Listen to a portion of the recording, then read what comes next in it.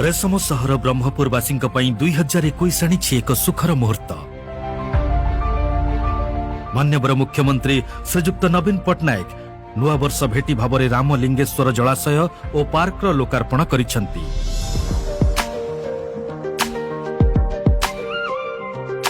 दक्षिण ओडिशा विशेषकर गंजाम जिले में पर्यटन रे विकास और शहर सौंदर्यकरण रे एक विशेष भूमिका ग्रहण करिछि ब्रह्मपुर शहर मध्य भागरे थिबा एही पार्क। 1500 वर्गमीटर परिमित एही जलाशयर पुनरुद्धार सह 12 कोटी ऊर्ध्व टंका व्यय पार्क निर्माण करा जाइछि।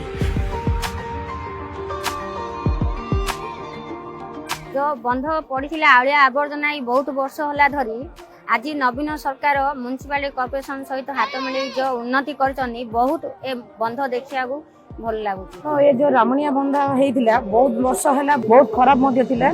आज जा नवीन पट्टनायक मुख्यमंत्री बहुत भलो करछंदी। पिना मानकु धरी आसी किछ एन्जॉय करि परिबो। हमरो नवीन पट्टनायक मुख्यमंत्री जहा करछंदी गंजाम डिस्ट्रिक्ट को बहुत भलो करछंदी। एहार मध्य भागरे महादेवंकर विशाल मूर्ति आकर्षणर केन्द्रबिंदु साजिछि।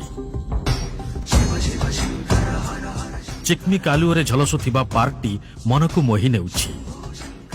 अवसर विनोदनर एक उत्कृष्ट माध्यम साजिछि एही रामलिंगेश्वर पार्क। ब्रह्मपुर को आदर्श सहर भावरे गढ़ी तोलिबार प्रयास जारी रखिछंती राज्य सरकार।